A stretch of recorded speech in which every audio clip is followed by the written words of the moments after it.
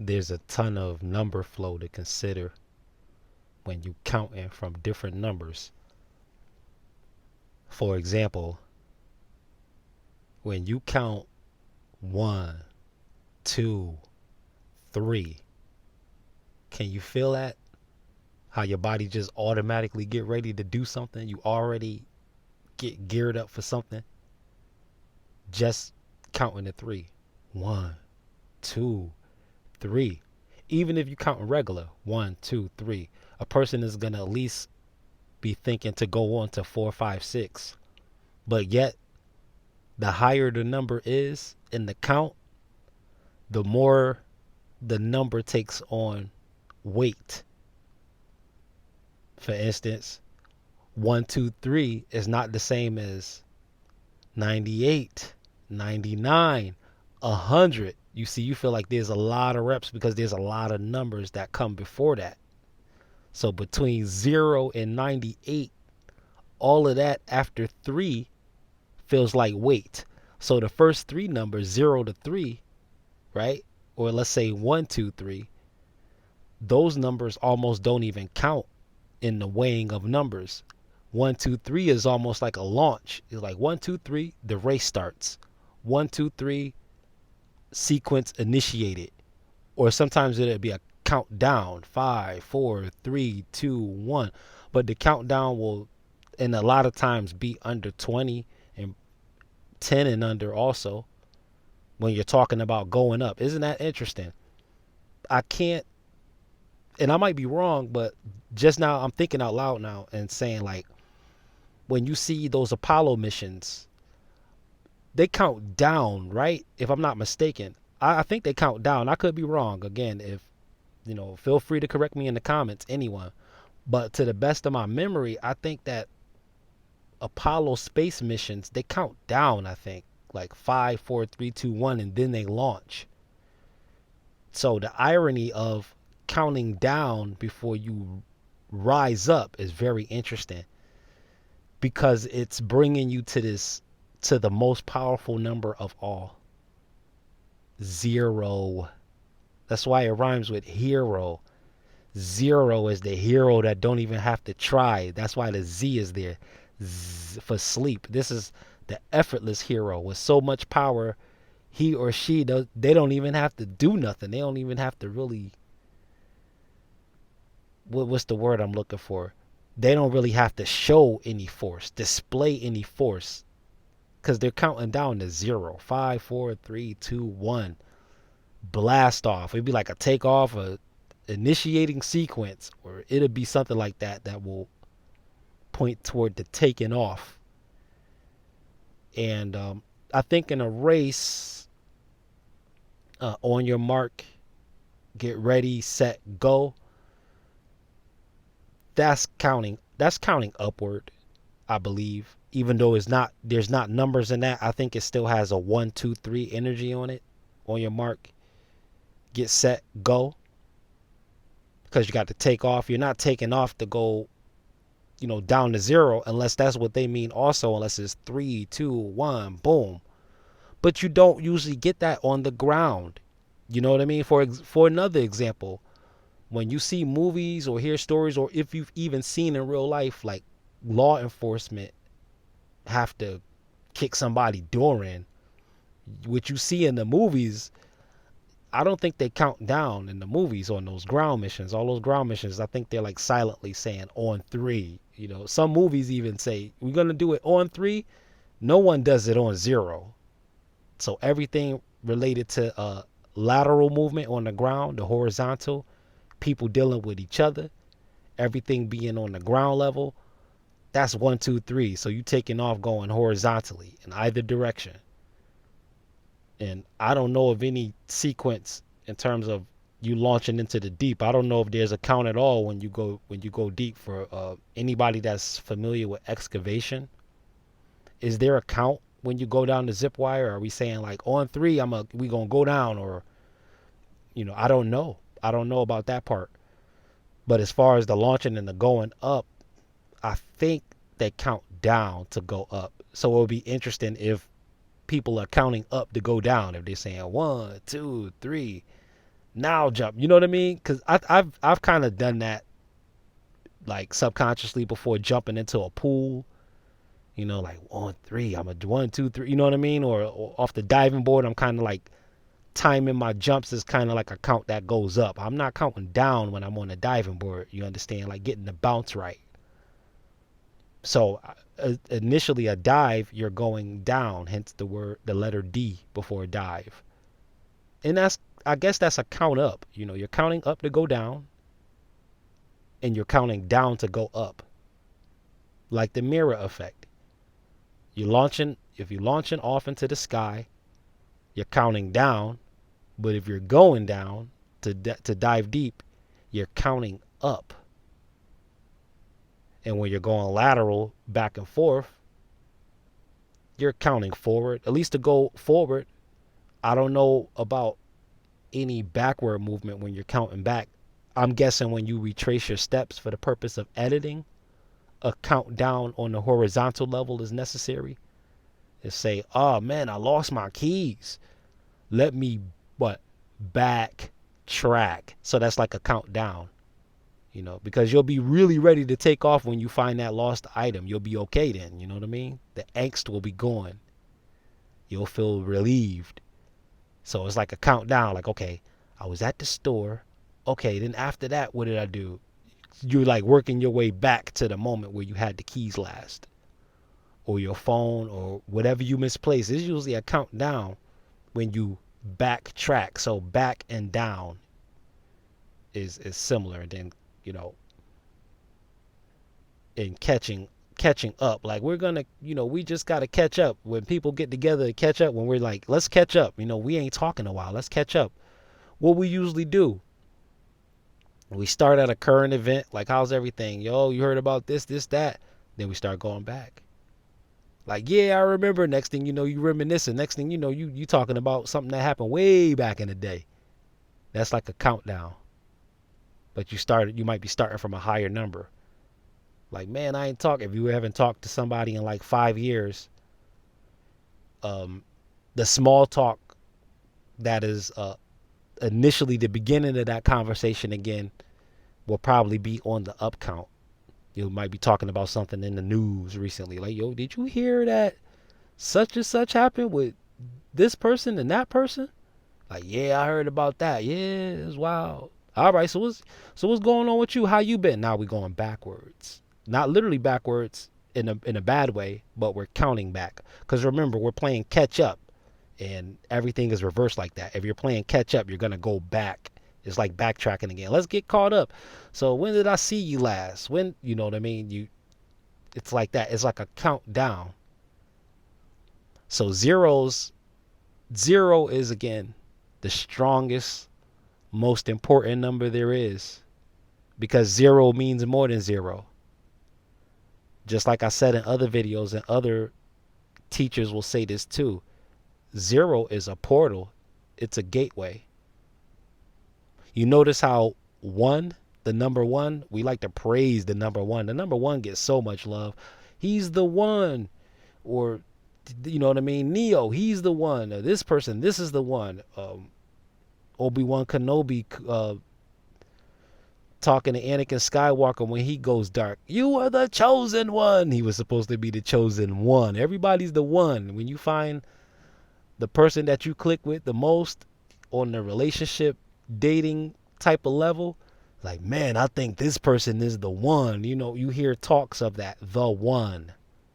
Jet Li had a movie called The One, fighting a whole bunch of clones of himself or copies of himself. The one gets so much love, but you need at least two ones to build a gate, to build a portal. This is what makes 1111 so important. 1111 is like a double gate. Or you could call it a picket fence, or you could call it the four angels. There's a lot that goes into the 11. You could say it's the cliphotic alchemy twice, going to the God level twice, right? Going into the double level of Thomio, which is a double level. It's two spheres in one, two levels in one, going from the 10th to the 11th twice. Two 11s. You don't add those up to make 22 because 22 is a master number. So according to other like forms of numerology, 11, 22, 33, those are master numbers. And some would even add other numbers to it too. Like some people might say 44, what about 44 and 55? It's either way you add them by 11s, right? You add them by 11s, right? To go from 33 to 44 to 55, isn't that? Or my math is real jacked up, but I think I'm counting by 11s. So 11 is a very strong number. 11 is seen in Us, the movie with Jordan Peele. You got 1111 a lot in that movie for the double gateway, right? For the human on the surface to pass through and for the doppelganger below to pass through, aka the clone. So those are 11s, but you got to stack ones up to build a portal. 0 all by itself is a portal. 0 can be the entrance to a black hole. It can be the exit to a black hole. Between universes or parallel realities or whatever your mind can accept, believe, or at the very least entertain. 0 in and of itself is a very strong number, so you have the countdown going to the launch up, because when you're at the 0 state, the even state, the calm state, that is akin to flying, to taking flight. This is why they talk about meditation. Meditation is not about counting up. In a lot of instances, that's about counting down, because you're calming down. You're going maybe from beta to alpha to theta to delta state. You understand? And that is a decreasing levels of brainwave activity. Like you're slowing down, really relaxing. Well, that's headed to what is called the 0 point, or the 0 state. They call it a lot of other things too, but essentially you're going back to the origin. You see that? You can do the 0 as a O too for origin. 0 is the origin of numbers. Everything has to come from the 0 on either side.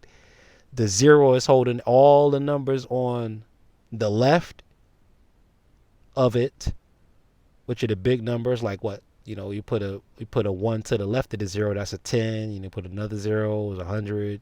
However many zeros.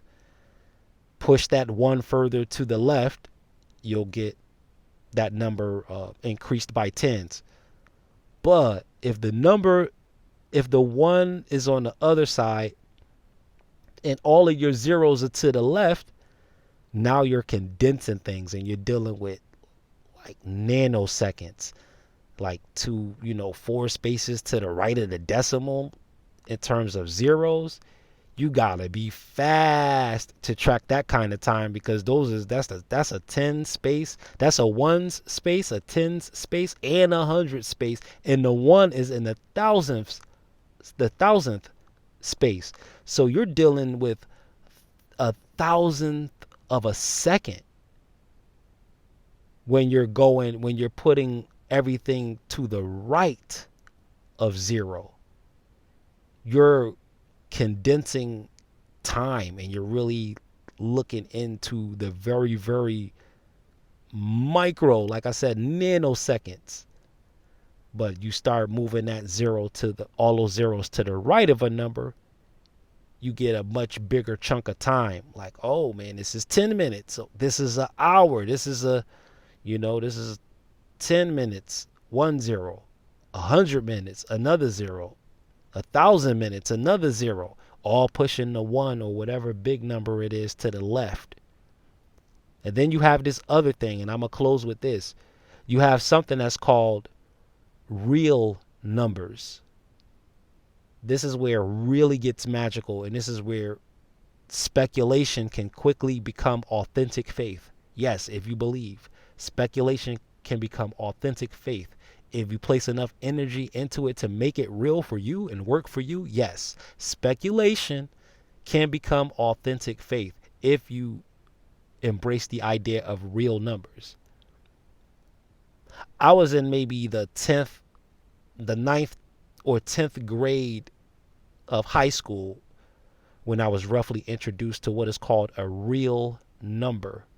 And what it is basically that There's all of these other numbers, the infinite string of numbers to the right of something and to the left of something, I believe. But it basically says that no number is just a number. Like one is never just one. It's like 1.156789, on and on and on. That's what a real number is. It's all of these all of these other strings of numbers that eventually bring you to a whole number. So you're dealing with fractions slash fractals. This is what makes number magic so effective. And how, if a person doesn't know any better, you can imprison them with the number 3. You can imprison them with 1. You can imprison them with 2. Have them coupled up with a doppelganger or an MK handler, right? Have them under twin programming. Have them linked to a real nasty soul tie that will snatch out their life force in sequences and segments, right? All of this number magic, if a person don't know any better, you could get trapped under the number 7, even if it's a divine number. A lot of people get trapped under 7 because 7 has a lot to do with the Greco-Roman demiurges that was created, and you get 7s. You could get trapped in 7s. Ask a person who can't get off the slot machines and they blew all their children's college fund money playing the slots, trying to hit what? 3 7s. They trying to hit the jackpot. 3 7s. You know where else 3 7s is? It precedes a flood. Lamech, the father of Noah, when he died, it was said that he was 777 years old. And this happened before, Noah. This is Noah's dad. So you associate a big nasty flood with his son. So you either get lucky or you get swept away, washed away, drowned out, buried, right? And 40 days and 40 nights of rain with the Yahweh of that demiurge at that time under that dispensation called his sorrow. All of the 40 days and 40 nights rain in Noah's Ark, this was supposed to symbolize Jehovah in mourning, God in mourning. Like, I'm for the grief that's been caused, I'm going to let it rain not just above for 40 days and 40 nights, but I'm going to allow the depths of the ocean to be broken up. So it was a flood coming in from the bottom at the same time too. 40 days and 40 nights is not enough rain. I don't care how much rain comes down from the sky. It's not enough to bring a boat of any size to the height of a mountain. Typically, no. I doubt it. But again, I could be wrong. I'm thinking out loud with that. I don't know. I've been in places where it's rained for a little over a month straight. And while the flooding was real, there wasn't, I didn't see any like couple 100-foot tall trees buried underwater. I didn't see that. I didn't see any mountains or big hills covered up.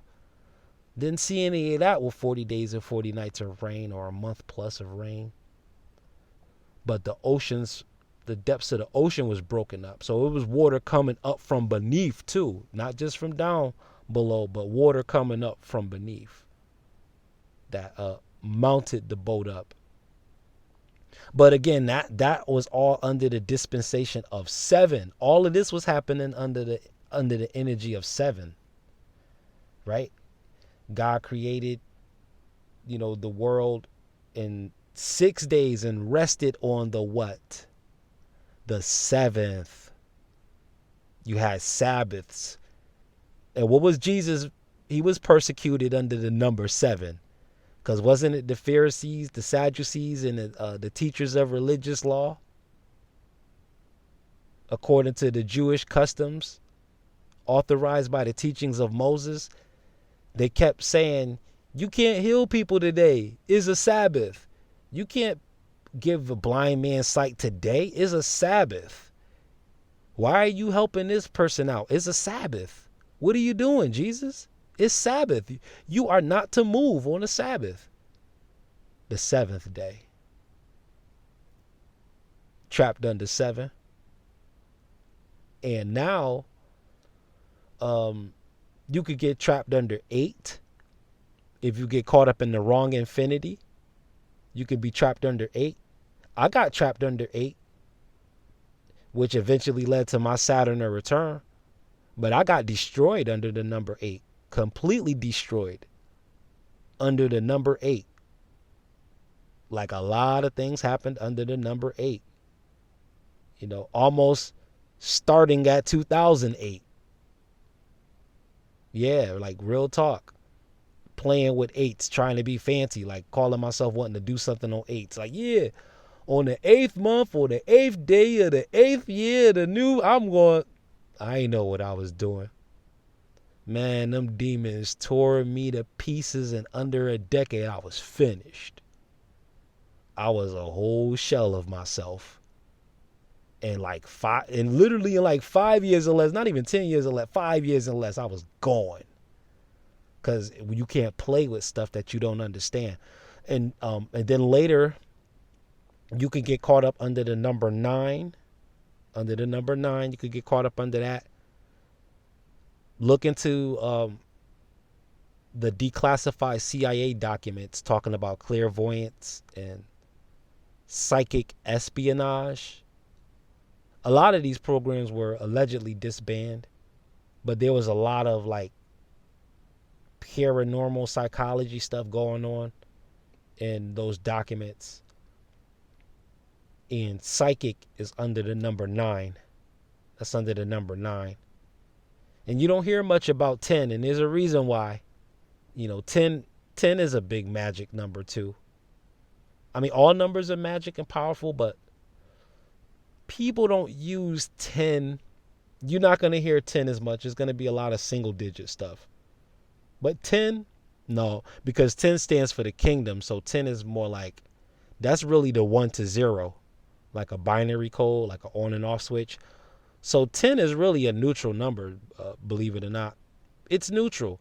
When you look at your, like the old school, back when we was doing the desktop, remember the desktop years when we was all on desktop computers heavy before smartphones got to where they are now? And it used to look like a 10 down on your modem. When you flip it on and off, it looks like a 10.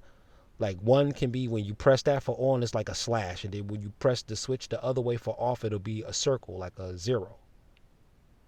So that's 10. And now you understand 11 a lot better. Is the gateway with 2 people, each person being the 1, because everybody's the 1. You're the first and the last you there will ever be that's like you.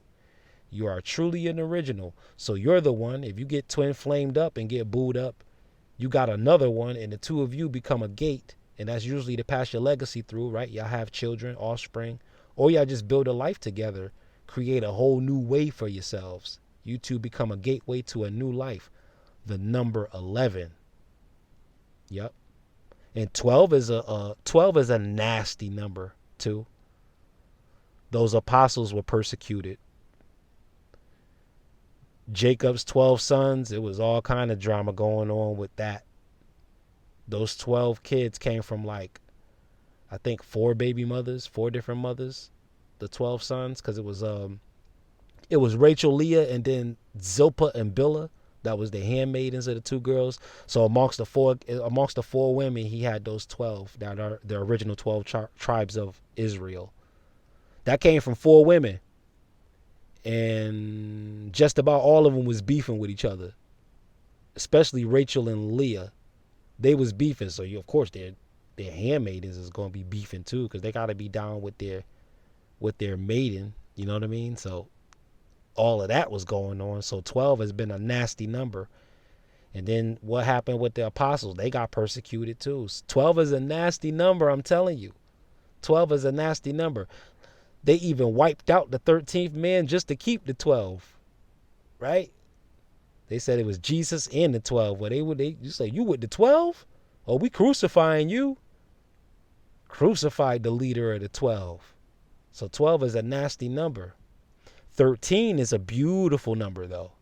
It's one of the most divine numbers. That's why it's made to look like bad luck. Like Friday the 13th, that's bad luck, black cats. There's a reason for that. Up is down, Down is up, left is right, and right is left. When you're looking in the mirror, this is true though. Maybe not for up and down, but definitely for left and right. When you're looking at your reflection, things are opposite, because life itself on the outside of your eyes, when you're looking out, it really is a reflection of you and a reflection of everybody else and everything else that's going on. So the rule of reflection is your left hand is on the right hand side in the mirror and your right hand is on the left hand side in the mirror. So you got reflection programming that comes out of the 13. So the number 13 is special, is a divine number. Really, 13 is technically, because it's indivisible, it's the number that breaks you out of the number structure. Yes, the number 13, because of how much rebellion is attached to 13, it'll break you out of any demiurge whatsoever. If you're strong enough mentally and if you're determined enough to be consistent, the number 13 will be the luckiest number you'll ever come across. Other numbers are, you got the 22 paths of the Kabbalah, you got the 33 in Masonry. You have 66 for the books of the Bible, the canonized scriptures, according to King James's compendium. You have 66 going that way. You have 66 chapters in the book of Isaiah. You add 6 to that, you got 72, right? The 72 demons of the Ars Goetia, which a lot of people in higher schools of thought will say it's 2 sides to one angel. So it's really just 36 entities. Each of them got 2 sides. They got a positive side and a you just messed up with me side. Hence the 72. And on and on and on. And on and on and on. So this is numbers. Don't be afraid of them. But if you see certain numbers just appearing places, go ahead and make sense of them. Because keep in mind, if you don't make sense of them, believe you me, somebody has already made sense of them and properly and very methodically placed those numbers in certain situations. So if you have a full-on understanding and you have an active mind and an open heart, you will find power every single time you look at a digit. You'll be cracking codes because your understanding is stretched out. So anybody listening to this, if you're not familiar with numerology, give it a look. Check it out. I'm not saying you got to believe in it, subscribe to it, or nothing like that. But there's this stuff points into gematria, and they do use that stuff to look in on people's life, and it is a certain magic attached to those numbers. You go online and you put anything in that sacred gematria calculator, you're gonna see some things, and you're gonna wonder, like, how did they know this about me? Who was on me? Yeah, that gematria is real. Just using numbers by themselves, you'll swear you was being gang stalked. Super T Sigma. Keep counting.